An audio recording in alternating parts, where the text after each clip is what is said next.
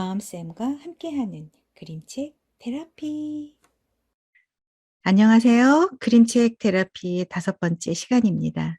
저는 마음쌤이고요. 오늘은 저번 주에 말씀드린 대로 제이미 윗브레드의 작품인 줄무늬 없는 호랑이로 인사드립니다. 내용으로 들어가 보면 어느 날 멋진 호랑이 한 마리가 태어나죠.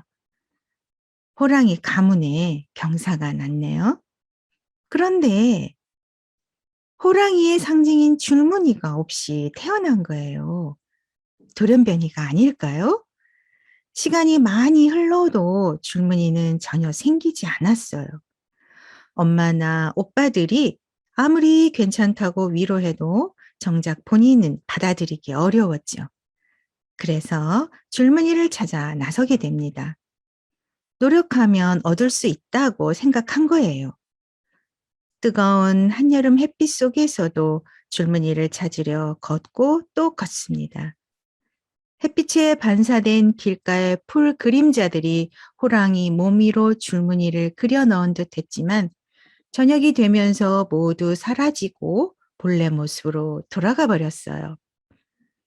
또다시 어두운 숲속 가시덩굴 속에서 달빛의 줄무늬가 만들어진 듯 보였으나 그 역시도 시간이 지나면서 본래 모습으로 돌아가 버리고 비가 몹시 쏟아지는 날 빗줄기가 잠시나마 줄무늬를 만들어주는 듯 했지만 그것도 허상이 되어 버립니다. 참 힘들었겠네요. 그러던 중 하루는 절망스러운 마음으로 높은 곳으로 하염없이 올라가 하늘을 향해 울부짖습니다. 왜 저만 줄무늬가 없나요? 왜 저에게만 줄무늬를 주지 않으셨나요? 저에겐 무엇을 주셨나요? 라고요. 그때 하늘에서 대답이 들려옵니다. 세상에 많은 호랑이를 만들었다. 그러나 줄무늬는 노력해서 얻을 수 있는 것이 아니다. 라고요. 호랑이는 깊은 생각에 잠깁니다. 줄무늬를 얻기 위해 지나쳐온 많은 여정들을 돌이켜보며 또 하늘에서 들려왔던 답변에 대해 밤새도록 생각합니다.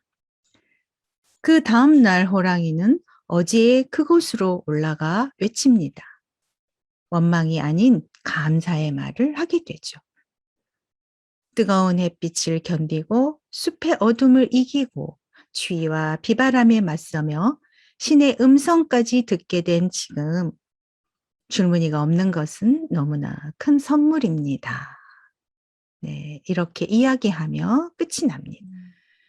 결핍을 극복하는 과정에서 성숙한 깨달음을 얻은 듯하죠. 비록 원하는 것은 갖지 못했지만 그 시간 속에서 영혼은 더할 나위 없이 성숙해지고 깊어짐을 느끼게 하는 그림책이었어요. 아주 심오하네요. 오늘은 멀리 강원도 인제에서 그림책 테라피 활동을 열심히 하고 계시는 이원희 쌤 모시고 이야기 나눠 보겠습니다. 선생님 안녕하세요. 안녕하세요, 선생님. 초대해 주셔서 영광입니다. 네, 여전히 예쁘시네요. 고맙습니다, 선생님. 이러다 보니까 지난 시간에 선생님께서 읽어주셨던 핀 그림책이 갑자기 생각이 나요. 아, 그러니까 우리가 서로 지금 칭찬을 주고받는 핑과 퐁을 하는 거네요. 네, 선생님. 아, 네. 선생님께서 그동안 읽어주셨던 그림책들이 저한테는 정말 테라피가 되고 있습니다. 그러세요. 네. 그러면 선생님 구독과 좋아요는 꾹 누르고 계신 거죠? 네, 선생님 꾹 누르고 있습니다. 발로 누르지 마시고 손으로 누르세요. 네, 알겠습니다. 예. 이 책이 유난히 그 결핍이라는 단어에 대해서 생각을 참 많이 하게 하는데요. 선생님도 선생님이 갖고 있는 어떤 결핍이 있을까요? 네, 선생님. 저한테도 결핍이 있습니다. 네. 결핍을 생각해 보니 저는 외적으로는 제가 몸에 흉터가 많아서 가리려고 한 적이 참 많았었어요. 근데 음, 여전히 흉터는 있지만 지금은 예전처럼 감추려고 하지는 않는 것 같아요. 근데 지금은 외적인 것보다 내적인 결핍을 더 중요시하며 살고 있는 것 같습니다. 음.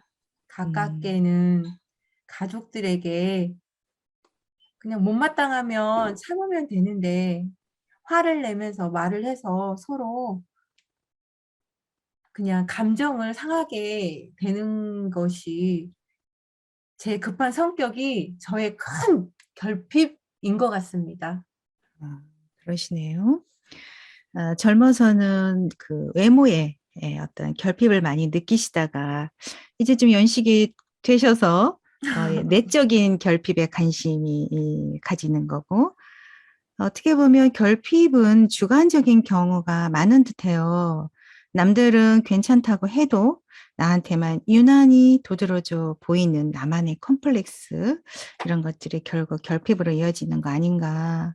선생님은 그런 지금 현재는 그런 어떤 급한 성격 때문에 그런 것이 많이 본인에게 결핍으로 와 있다고 생각하시는 거죠? 네, 그렇습니다, 네. 선생님. 선생님께서도 혹시 결핍이 있으실까요? 없으실 것 네네네. 같은데. 아니요. 당근이 있습니다. 아주 큰 거. 애정 결핍. 어. 예, 그래가지고 이렇게 좀 막 사람들 덥석덥석 찾고. 어. 예. 그렇다면 선생님 그 결핍을 극복하기 위한 나름의 노력이나 어떤 방법이 있으세요? 해결 방법을 생각해 보니까 줄무늬 없는 호랑이가 자신을 찾으려고 경험하는 것처럼 저도 가족들과 하루하루 부대끼면서 나름 그것이 경험 같아요. 그래서 그 경험을 통해서 배우면서 자신을 찾아가는 것 같습니다. 그래서 방법은 솔직한 생각을 표현하고 전달하고자 하는 부분을 화내지 말고 차분하게 표현하면서 지켜보면 참 좋을 것 같다는 방법을 매일매일 다짐하고 있습니다. 네. 그 어떤 상황에서는 우리가 우회하지 않고 정면 대결하면서 극복해 나가는 것이 또 지름길 같기도 해요. 근데 선생님 아까부터 그 식구들과 그 부딪힌다는 내용 말씀하셨는데 주로 어떤 내용으로 그렇게 부딪히게 되시나요? 가깝게 우선 애들 아빠를 예를 들어보면 아, 애들 네. 아빠는 일회용 봉지를 참 많이 사용을 해요. 저는 일회용 음. 봉지를 사용하는 걸 별로 좋아하지 않는데 근데 그거를 좀 '어디다 쓰나 보다.' 이렇게 생각하면 되는데 그냥 참지 못하고 '썩지도 않는데 앵간히 써라.' 하고 생각 없이 음. 확 뱉어버리는 말에 남편이 마음이 많이 상할 때가 있습니다. 그러시겠네요. 사실은 우리가 그 일회용품이라는 게 그 편리하게 쓰기 위해서 만들어진 건데 편리하게 쓰시려고 하시다가 딱 걸리신 거네요. 아. 아 그럼 선생님은 그 결핍 자체를 어떻게 받아들이세요? 줄무늬 없는 호랑이는 태어날 때부터 있어야 할 줄무늬가 없어서 자신을 받아들이기 힘들었을 것 같은데 저는 내적인 결핍을 지금은 더 중시하고 있어서 내적인 결핍은 제가 살면서 스스로 만든다는 생각이 듭니다.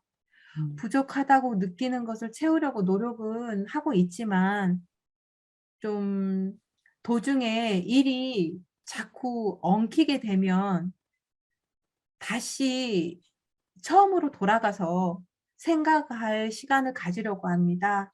고민해도 '아니다.'라는 생각이 가까워진다면 그냥 '포기다. 너 포기하는 거야.' 라기보다는 방향을 바꾸어서 다른 길을 찾을 줄 아는 것이 결핍을 받아들이는 저의 큰 자세인 것 같습니다. 음. 결핍을 스스로 만든다라는 표현 참 멋지신데요. 결국 욕심으로 생긴 결핍은 우리가 만든 것이라는 뜻인데 욕심이 없다 한다면 거기에서 오는 결핍 또한 예, 없겠네요. 이 책의 전체적인 어떤 느낌 말씀해 주실 수 있을까요?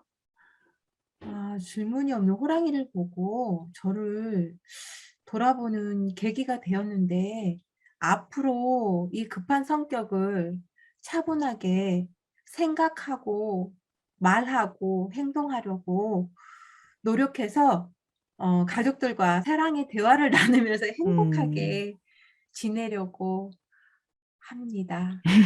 덕분입니다, 선생님. 네, 이게 참 이 작은 그림책이지만 이렇게 어떤 큰 의미를 예, 주기도 하죠. 근데 선생님 지금 말씀하시는 거 보면 그렇게 성격이 급해 보이시지 않거든요. 행동만 급하게 나가시나요?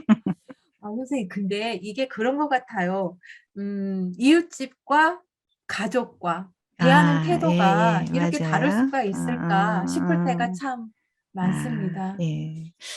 선생님의 어떤 숙제예요. 그죠? 네, 네. 예.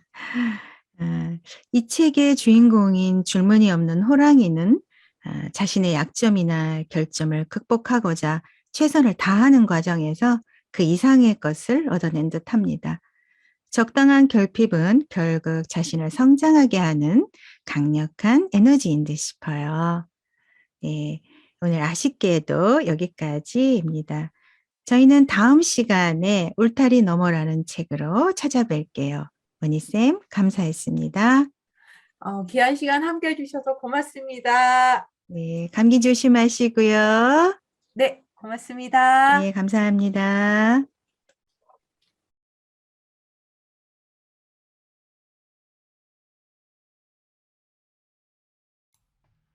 상가지 유래에 대해서 말씀드리겠습니다. 상가지란 셈하다는 뜻의 한자어 계산할 상과 나무가지의 가지가 합쳐진 단어로 한 뼘 정도의 길이로 잘라서 다듬은 가느다란 나뭇가지를 말합니다. 즉, 계산을 하기 위한 나뭇가지로 지역에 따라 수대, 수가지, 상가비, 산대 등 여러 가지 이름으로 불리며 대나무, 쌀이나무, 수수대로 만든 것이 많습니다. 아이들에게 수 개념을 알려주기 위한 놀이로 조상님들의 지혜가 돋보이는 놀이입니다. 안녕하세요. 오늘은 나무젓가락을 이용한 상가지 놀이를 해보겠습니다. 상가지 유래에 대해서는 앞에서 간략하게 설명드렸고요. 이번 시간에는 상가지 놀이 방법에 대해서 알아보겠습니다. 상가지 놀이 방법은 종류가 아주 많습니다. 그 중에서 재미있고 유익한 상가지 떼어내기 놀이 방법입니다. 상가지 떼어내기 놀이는 상가지를 쌓아놓고요. 놀이판 가운데 상가지 나무젓가락을 쌓아놓고 자기가 가져가고 싶은 젓가락을 정한 다음 다른 나무젓가락을 건드리지 않고 가져가는 놀이입니다. 그래서 다른 나무젓가락을 건드리게 되면 자기 것으로 인정이 안 됩니다. 그래서 실패하고요. 다음 사람에게 기회가 주어지고요. 다른 나뭇가지를 건드리지 않고 많이 가져오는 게 이 놀이의 규칙입니다. 그럼 상가지 떼어내기 놀이 방법에 대해서 자세히 알아보겠습니다. 상가지 떼어내기 놀이 적정 인원은 2명에서 6명인데요. 더 많이도 할 수 있지만 인원이 많아지면 많아질수록 기다리는 시간이 많아져서 아이들과 함께 할 때는 2명에서 6명 정도가 적당한 것 같습니다. 예를 들어 2명이서 상가지 떼어내기 놀이를 한다고 가정했을 때 방법을 알려드리겠습니다. 먼저 놀이를 진행할 사람을 정합니다. 정하는 방법은 가위바위보를 이용해서 어쩌다 이긴 사람이 먼저 놀이를 진행하게 되고요. 일부러 져준 사람은 그 다음 기회에 놀이를 진행하면 됩니다. 자, 먼저 어쩌다 이긴 사람이 놀이를 진행하겠습니다. 자, 흐트러져 있는 상가지를 가지런히 모아서 한 손으로 나무젓가락 중간을 잡고요. 다른 한 손은 나무젓가락 위를 덮어주게 됩니다. 덮은 손 아래 중간에 있는 손을 떼어주고요. 이 상태에서 그대로 덮은 손을 수직으로 위로 가볍게 들어주시면 됩니다. 그럼 나무젓가락이 이렇게 퍼지게 되거든요. 이 상황에서 내가 가져가고자 하는 나무젓가락을 다른 나무젓가락을 건드리지 않고 가져가면 됩니다. 만약 건드렸으면 못 가져갑니다. 예, 방금 건드렸기 때문에 못 가져가고요. 자, 그러면 놀이 기회가 어쩌다 이긴 사람에서 일부러 져준 사람한테 넘어가게 됩니다. 그래서 일부러 져준 사람은 다시 나무젓가락을 다 모은 다음 똑같이 나무젓가락 중간을 잡고 한 손은 나무젓가락 위를 덮어주고요. 그 다음에 중간에서는 떼어주고 나무젓가락을 덮은 손을 수직으로 이렇게 들어서 올려야 되는데요. 이럴 때 이 손을 좌우로나 전후좌우로 밀어버리면 안 됩니다. 이게 밀어버리면 나무젓가락이 좀 더 많이 퍼지기가 쉽거든요. 그래서 이제 이건 규칙에 어긋나고요. 반드시 자, 중간을 잡고 그다음에 덮고 떼서 위에 덮은 선은 수직으로만 이렇게 올려주셔야 합니다. 자, 이 상황에서 하시게 됩니다. 다른 나무 젓가락을 건드리지 않고 가져가면 자기 것으로 인정이 됩니다. 떨어져 있는 것도 가져가시면 됩니다. 그래서 여기서 하나 팁을 드리면 가져온 자기가 성공해서 가져온 나무 젓가락을 이용해서 이렇게 다른 나무 젓가락을 건드리지 않고 툭 쳐서 가져올 수도 있습니다. 방금 성공했거든요. 자, 이렇게 자, 나무 젓가락을 이용해서 할 수도 있습니다. 이번에는 다른 나무 젓가락을 건드려서 성공을 못했고요.